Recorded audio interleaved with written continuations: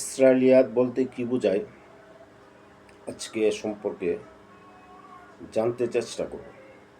ইসলামী পরিভাষায় ইসরায়েলিয়াত বলতে মূলত ইহুদি ও খ্রিস্টানদের ধর্মীয় ঐতিহ্য, প্রাচীন কিতাব ও লোকগাথা থেকে আসা সেসব বর্ণনা ও গল্পকে বোঝায়, যা পরবর্তীকালে মুসলিম ঐতিহাসিক ও তফসিরকারকদের লেখায় স্থান পেয়েছে। কুরআন মজিদে বর্ণিত পূর্ববর্তী নবী ও জাতিসমূহের কাহিনীর খুঁটিনাটি অংশগুলো জানা সহজাত কৌশল থেকেই মূলত এই বর্ণনাগুলো মুসলিম সাহিত্যে প্রবেশ করেছে বা মুসলিম ইতিহাসেও প্রবেশ করেছে।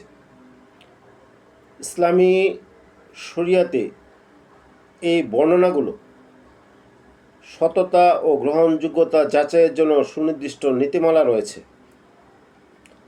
যার উপর ভিত্তি করে এগুলোকে গ্রহণযোগ্য, বর্জনীয় ও নিরপেক্ষ এই তিন ভাগে বিন্যস্ত করা হয়। সহজ কথায় ইসরায়েলিয়াত হলো এমন সব ধর্মীয় আখ্যান, ঐতিহাসিক ঘটনা বা কিচ্ছা কাহিনী যা মূলত বনি ইসরায়েল তথা ইহুদি ও খ্রিস্টানদের প্রাচীন কিতাব থেকে মুসলিম সাহিত্য, বিশেষ করে আল কোরআনের তফসির এবং নবী রাসূলদের ইতিহাসের যে সমস্ত পুস্তক আছে সেইগুলোতে প্রবেশ করেছে। ইসলামী শরিয়া ও তাফসীর শাস্ত্রে এর গভীরতা, উৎস এবং ব্যবহারের কিছু নিয়ম আছে। ইসলামী পরিভাষায় ইসরায়েলিয়াত বলা হয়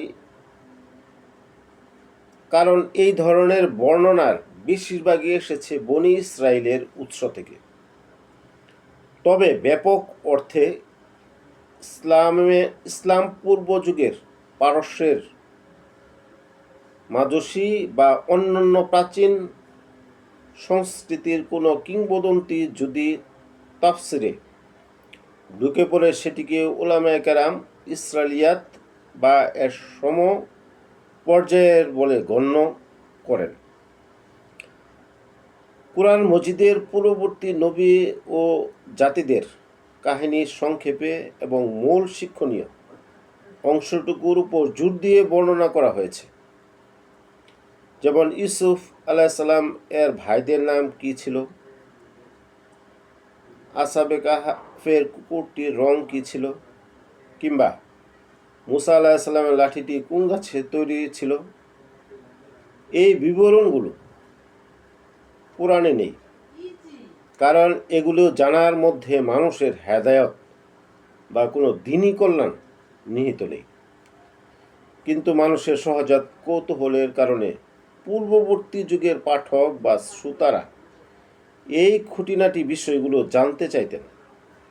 তৎকালীন সময়ে বেশ কিছু ইহুদি এবং খ্রিস্টান পণ্ডিত ইসলাম গ্রহণ করেছিলেন।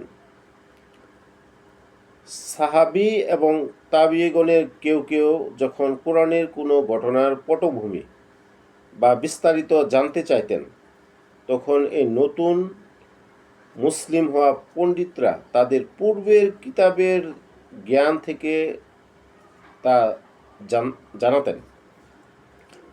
অনেক সময় মুসলিম ইতিহাসবিদ কেবল তথ্য সংগ্রহের জন্য বা তথ্য সংগ্রহের উদ্দেশ্যে এগুলো নিজের বইয়ে লিখে রাখতেন। বিখ্যাত মুফাসসির হাফিজ ইবনে কাসির এবং ইমাম ইবনে তাইমিয়া বিখ্যাত হাদিসের আলোকে ইসরায়েলিয়াতকে তিনটি প্রধান ভাগে ভাগ করেছেন। ইসরায়েলিয়াতের তিনটি প্রধান ভাগের বিবরণগুলো আমরা যদি দেখি, লক্ষ্য করব যে অনেকগুলো আছে গ্রহণযোগ্য বিবরণ এবং উদাহরণ। যেসব বর্ণনা কোরআন ও সহিহ হাদিসের তথ্যের সাথে পুরোপুরি মিলে যায় যেমন ফেরাউনের ডুবে মরার ঘটনা বা নুহের প্লাবনের মূল সত্যতা, শরীয়তের হুকুম এটি সত্য বলে বিশ্বাস করা যাবে এবং আলোচনা করা যাচ্ছে বা আলোচনা করা যাবে। কিছু বিষয় আছে যে বর্জনীয় বিবরণ ও উদাহরণ, যেসব বর্ণনা কোরআন, হাদিস ও বা যুক্তির পরিপন্থী এবং যা আম্বিয়া আলাইহিমুসসালামদের নিষ্পাপ চরিত্রের সাথে সাংঘর্ষিক, যেমন দাউদ বা লুতকে নিয়ে বাইবেলে বর্ণিত আপত্তিকর ও কাল্পনিক যে কাহিনীগুলো আছে, এইরকম যে এরকমগুলি শরীয়তের হুকুম হচ্ছে বা নিয়ম হচ্ছে এগুলো সম্পূর্ণ মিথ্যা বানোয়াট মনে করতে হবে এবং তা বিশ্বাস করা হারাম। তারপরে আমরা লক্ষ্য করব যে নীরবতা, অনেকগুলো তো আছে বিবরণ এবং উদাহরণ, যেসব বিষয়ে কোরআন এবং হাদিস চুপ আছে এবং তা ইসলামের কোনো আকিদা বা বিধানের সাথে সাংঘর্ষিকও নয়, যেমন আসহাবে কাহাফের কুকুরের নাম বা রং কী ছিল, এরকম এগুলো সম্বন্ধে এগুলো সত্য বলা যাবে না, মিথ্যাও বলা যাবে না। তবে সাধারণ আলোচনা বা কিচ্ছা হিসেবে বর্ণনা করা জায়েজ আছে, কিন্তু দিনের দলিল হিসেবে ব্যবহার করা যাবে না। এইগুলো এইভাবে তিনটি স্তরে শরীয়তের ইসরাইলিয়াতকে ভাগ করেছেন। আমরা আমরা এই ভাগগুলো সম্বন্ধে আমরা জানতে পারলাম। ইসরাইলিয়াতের বর্ণনার ব্যাপারে রাসূল সাল্লাল্লাহু আলাইহি ওয়াসাল্লামের নির্দেশনা এরকম। রাসূল সাল্লাল্লাহু আলাইহি ওয়াসাল্লামের এই বিষয়ে মুসলিম উম্মাহকে একটি সুনির্দিষ্ট নীতিমালা দিয়ে গেছেন। বুখারী শরীফের একটি বিখ্যাত হাদিসে তিনি বলেন, বুখারী শরীফ হাদিস থেকে আমরা পাই এরকম, তোমরা বনি ইসরায়েলদের সত্য বলেও গ্রহণ করো না, আবার মিথ্যা বলেও উড়িয়ে দিও না। বনি ইসরায়েলদের বরং তোমরা বলো, আমরা ঈমান এনেছি আল্লাহর প্রতি এবং যা আমাদের প্রতি অবতীর্ণ হয়েছে তার প্রতি। অন্য আরেকটি হাদিসে তিনি অবশ্য তত্ত্বগত আলোচনার অনুমতি দিয়ে বলেছেন, তোমরা বনি ইসরায়েলদের থেকে বর্ণনা করতে পারো, এতে কোনো গুনাহ নেই। সহিহ বুখারী। অর্থাৎ দিনের কোনো মৌলিক বিধান বা বিশ্বাস এর উপর ভিত্তি করে তৈরি হবে না। কেবল ইতিহাস জানার খাতিরে শোনা বা বলা যেতে পারে। পরবর্তীকালে কিছু অসতর্ক ভাবে লেখকরা বাছবিচার ছাড়াই এই ইসরায়েলি বর্ণনাগুলো তাদের বইয়ে স্থান দেওয়ায় কিছু বড় ধরনের বিভ্রান্তি তৈরি হয়েছে। অনেক নবী রাসূলদের চরিত্র নিয়ে অতিরঞ্জিত বা অবমাননাকর গল্প মুসলিম সমাজে ছড়িয়ে পড়েছে।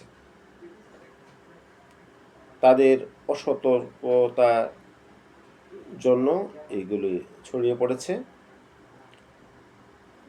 অনেক আল কোরআনে আধ্যাত্মিক ও হেদায়েতমূলক বার্তা ছেড়ে মানুষ অলৌকিক ও কাল্পনিক কাহিনীর প্রতি বেশি ঝুঁকে পড়েছে। বর্তমান যুগেও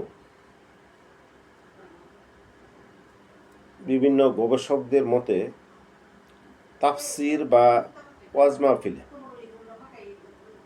ইসরায়েলি বর্ণনা যতটা সম্ভব পরিহার করা উত্তম। আর যদি বলতেই হয় তবে সেটি যে একটি ইসরায়েলি রেওয়ায়েত, এর নির্ভরযোগ্যতা কতটুকু তা শ্রোতাদের স্পষ্ট করে দেওয়া উচিত। ইসরায়েলিয়াত সম্পর্কে আজ পর্যন্ত।